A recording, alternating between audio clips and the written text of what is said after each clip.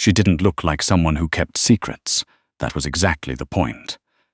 The morning Lena Forsythe walked into the Meridian Group's executive suite on the 41st floor of 1 King West, she was carrying a paper coffee cup with someone else's name on it, Melissa, because she'd grabbed the wrong order off the counter and hadn't noticed until she was already on the elevator.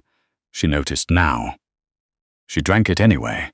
Hazelnut, disgusting. She drank it anyway because she hadn't eaten since yesterday, and her hands needed something to hold on to. The receptionist looked at her the way receptionists always did. The kind of look that said, "You are in the wrong place, and I am about to tell you so politely but firmly." "I have a 9 o'clock, Lena said. "With?" "Carver." A pause. The receptionist typed something with the careful deliberateness of someone buying time. "And your name?" "Forsythe. Lena Forsythe." Another pause, longer this time. The receptionist glanced at the phone on her desk, then back at Lena's coat, the one with the hem that was starting to fray at the left cuff, the one Lena had been meaning to replace for 2 years, and something in the woman's expression shifted, not softened, recalculated. "I'll let him know you're here." Lena sat in one of the grey chairs along the window and looked out at the city. Toronto in November was the colour of old dishwater. The lake had gone flat and silver and mean. She'd grown up 40 minutes east of here, in a house that backed onto a drainage ditch, and she used to think the city was glamorous from a distance. She'd been wrong about a lot of things from a distance. She'd been working contract accounts for 6 years, 3 different firms. She was good at it, not good in the way that got you noticed, but good in the way that meant the numbers always came out right, and the discrepancies she found were always real and always mattered, and nobody ever said thank you. She found problems other people missed. She fixed them quietly. She moved on. The call had come through a recruiter she'd never used before, a man named Tillett, who spoke in careful sentences that didn't quite say what they meant. The Meridian Group, executive-level advisory. Significant compensation. She'd Googled the company and found almost nothing. A shell site with a stock photo of the CN Tower and a contact form. That was a flag. She knew it was a flag. She came anyway, because her rent was 3 weeks overdue, and her mother had called twice this week, and she hadn't picked up either time, which meant her mother already knew something was wrong and was waiting for Lena to admit it. She wasn't going to admit it. A door opened at the far end of the reception area. A man came through it. Not an assistant, not a junior. She knew immediately just from the way he moved, the way the room reorganized itself slightly around his presence, the way the receptionist's posture changed. He was maybe early 40s. Dark suit, no tie. A scar along his left jaw that nobody had tried to hide. He looked at Lena the way people look at a number that doesn't match the column it's supposed to be in. Not dismissive, not welcoming. Just assessing. "Forsythe," he said. "Not a question." She stood up. "Carver," she said back. Something moved behind his eyes. Almost amusement. Not quite. "Come in." The office was large and almost entirely empty of personal items. No photographs, no degrees on the wall. One window, facing east.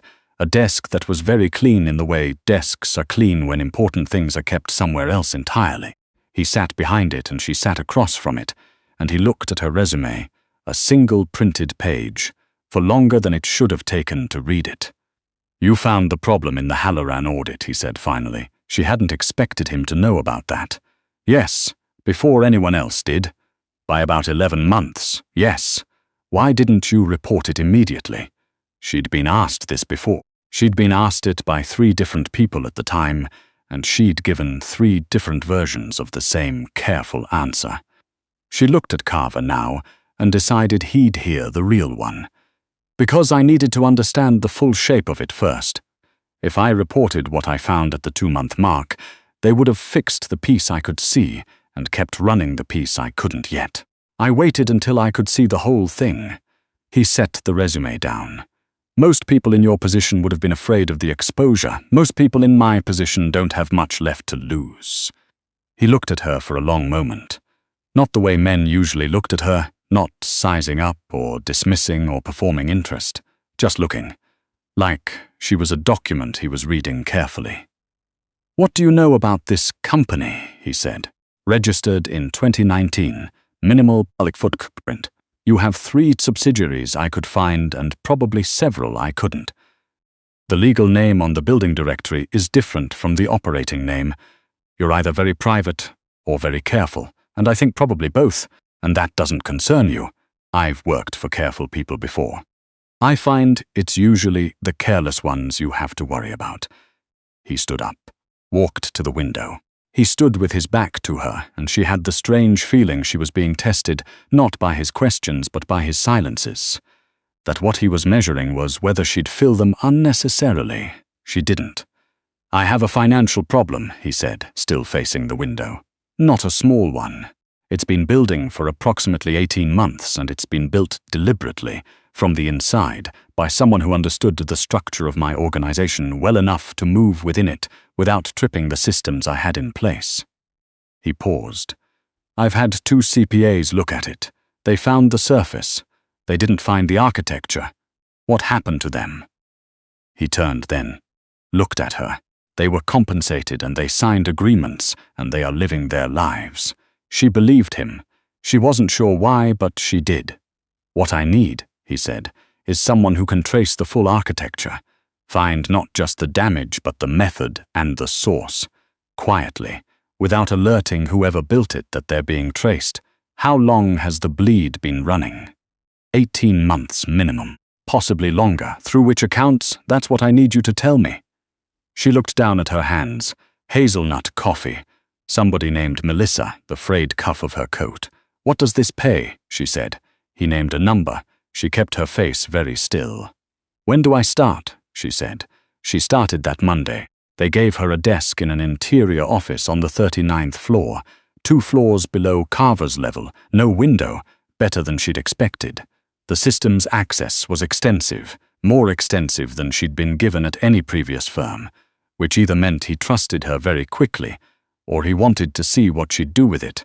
She assumed the second. She behaved as if it was the first and accessed only what she needed, and kept detailed notes on everything she touched. There were 4 other people on this floor. None of them introduced themselves. One of them, a heavy-set man named Booth, who seemed to function as some kind of operations coordinator, brought her a printed org chart on her second day and set it on her desk without saying anything. She looked at it after he left. Several of the boxes had names. Several had only titles. 2 had neither.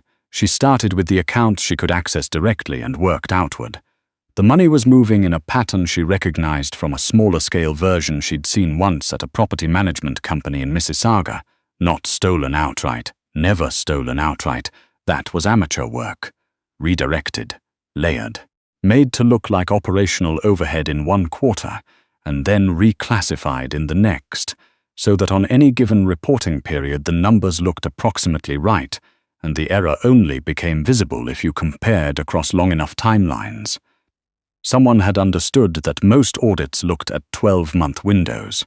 They'd built their extraction across 14. She mapped the first layer in 4 days. The second layer took another week and required her to request access to a subsidiary's records, which she did through a formal written request to Booth, because she didn't want to go to Carver until she had something real to show him. Booth brought the access without comment. She found the second layer nested inside what appeared to be a legitimate vendor relationship. A consulting firm based in Vancouver, invoiced quarterly, completely plausible on paper. She checked the consulting firm. It had been incorporated 8 months before the first extraction. The director listed was a name she didn't recognize. The address was a mail forwarding service in Burnaby. She sat with that for a long time. Then she wrote it all down in a document that she saved to an encrypted drive she'd brought from home, and not to the company systems. She wasn't sure why she didn't save it to the company systems. It was an instinct. She'd learned to trust her instincts about when a room had a second door. She'd been there 3 weeks when Carver came to her floor. It wasn't a scheduled meeting. She looked up from her screen and he was standing in the doorway of her office, and she had the feeling, uncomfortable and not entirely unpleasant, that this was something he did, that he was the kind of man who showed up instead of summoning. "How's it going?" he said, not warmly, not coldly, just a question with no temperature. "I've found 2 layers," she said. "I think there are at least 3. He came in and stood beside her desk, looking at the screen. She turned the monitor slightly so he could see it properly. He studied it for a full minute. She watched him study it and noticed the way his eyes moved. Not skimming, reading. Line by line. "This is the consulting firm," he said. "Shell. Incorporated 8 months before the first documented transfer. The director is a name I can't verify through any public record." "What's the name, Pennick?" She watched his face. It didn't move. "You know it?" "I've heard it." He straightened up. "Keep going. I want to find the 3rd layer before I give you the full picture. I think that's where the source is. Everything else is just infrastructure." He nodded slowly. He was quiet for a moment, and then, "You're not going to find it in the accessible records. I know. There are records I haven't given you access to yet. I know that too." He looked at her. That same reading a document look. "You're not going to ask me for them. I'm going to tell you I need them. That's different from asking." A pause. She held his gaze. "I'll have Booth set it up by end of day," he said. He moved toward the door and then stopped with his hand on the frame. "Have you eaten lunch?" She looked at the clock. It was 3:47 p.m. "I was going to," she said. "There's a place on King that's decent. Be there at 4. He left before she could answer, which she suspected was intentional. The restaurant was small and didn't have a sign out front, only a number. He was already there when she arrived, at a corner table with his back to the wall, and he'd already ordered coffee for both of them, which she found presumptuous and accurate. They talked about the accounts for the first 20 minutes. Then, because the accounts were the only thing she'd been thinking about for 3 weeks, and she needed to hear something else, she asked him how long he'd been in Toronto. "Born here," he said. "You don't seem like someone who's from somewhere," she said, and then caught herself. "Sorry, that sounded accurate," he said. He turned his coffee cup in his hand. "I stopped seeming like I was from somewhere a long time ago. It's useful." "For what?" "For not being predictable." She thought about that. "I grew up east of here, Oshawa. Not the nice part. Is there a nice part? No, but there are parts people pretend are nice, and I wasn't in one of those either." She looked down at her hands. "My mother still lives there. I keep meaning to go out and see her." "But you don't." "I don't." She looked up. "I'm not particularly good at the things that aren't work." He didn't look sympathetic. He looked like someone recognizing a fact. "Neither am I," he said. They sat with that for a moment without filling it. The 3rd layer took her 2 more weeks. The records Booth opened up for her were archived, dense. Some of them appeared to have been deliberately disordered. Not scrambled, just rearranged in a way that made them harder to sequence, unless you understood the underlying structure, which Lena did because she'd built the sequence map herself from the external records first.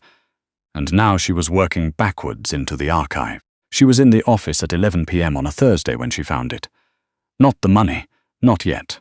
The name. It was in a record that shouldn't have been in this archive at all.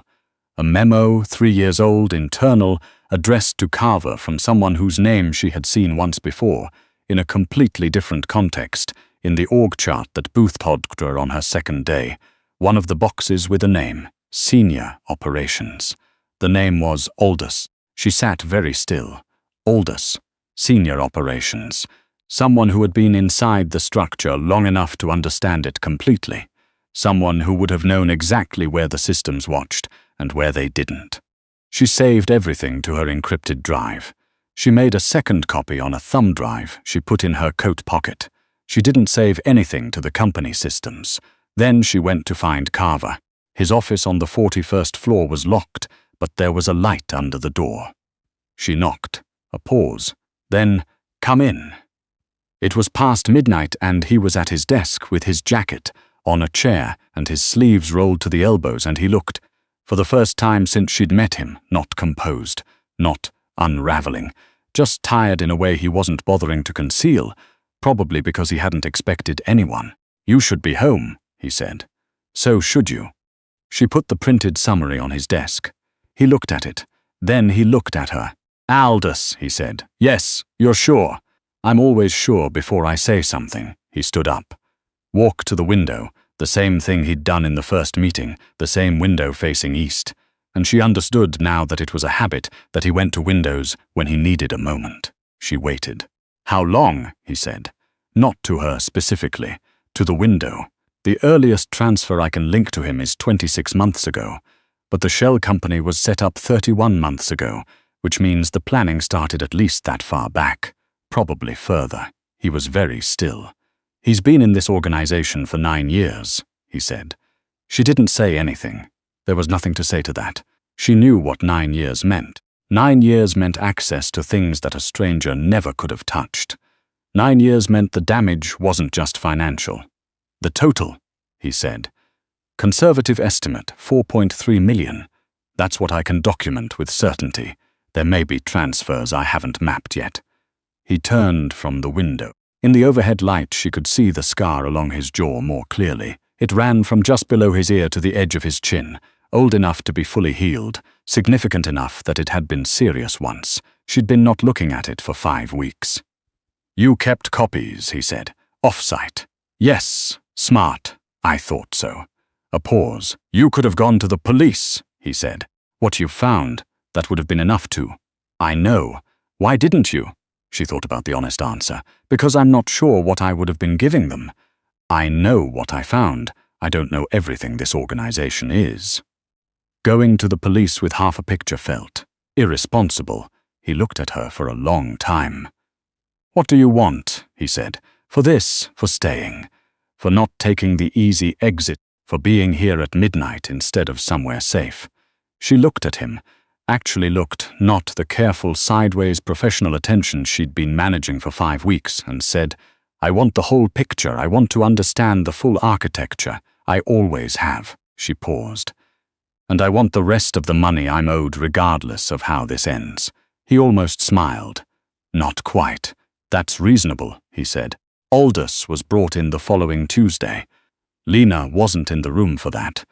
She was on the 39th floor finishing the documentation, mapping the last few transfers, making sure the record she was building was airtight and sequential and would not have gaps. She'd been in enough situations where the work got used against the person who did it, and she was not going to be that person. She heard about the meeting secondhand, from Booth, who came to her office at 2 p.m. and stood in the doorway and said, without preamble, he confirmed, all of it, and then left. She sat for a while after that, 9 years.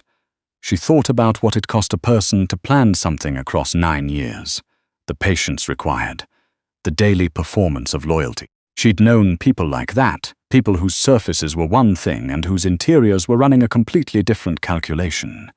She'd grown up in a house like that. It didn't surprise her. It still made her tired. At 3 o'clock, Carver appeared in her doorway. "It's done," he said. "I heard it." He leaned against the doorframe. He looked less tired than he had at midnight on Thursday. Not rested. She didn't think he was someone who rested, but settled. Like a problem that had been keeping him awake had moved into the category of solved. "The documentation you built," he said. "It's thorough. That's the job. It's more than the job." She looked at him. "Is it? Most people in your position would have done enough to satisfy the contract and left the interpretation to someone else." He paused. "You didn't do that. I told you in the first meeting, I need to understand the full shape before I can report what I found." "You told me that," he agreed. He was quiet for a moment. "There are other problems in the structure, not as urgent as this one, but real." She waited. "I'm not asking you to stay," he said carefully. "I'm telling you the work exists. What you do with that information is your decision." She thought about her mother, about the rent she could now pay without counting it twice, about the way she'd felt on the elevator that first morning, the wrong coffee, the fraying cuff, the feeling of walking into a room where she wasn't supposed to fit. She'd fit. She didn't say any of that. "I'm going to need an actual office," she said, "with a window." He looked at her for a long moment, and this time he did smile. Not large, not warm exactly, but real. The kind of thing a person doesn't produce on purpose. "Floor 40, he said. "Northeast corner. It has a view of the lake. The lake is grey, all year," he agreed. "Fine," she said. "I'll take it." She turned back to her screen and heard him move away from the door, and somewhere in the grey middle distance over Lake Ontario, a freighter was working its slow way toward the harbour, carrying something, its business entirely its own, unhurried and steady in the flat November water. She saved her file. She closed the old drive. She opened a new one.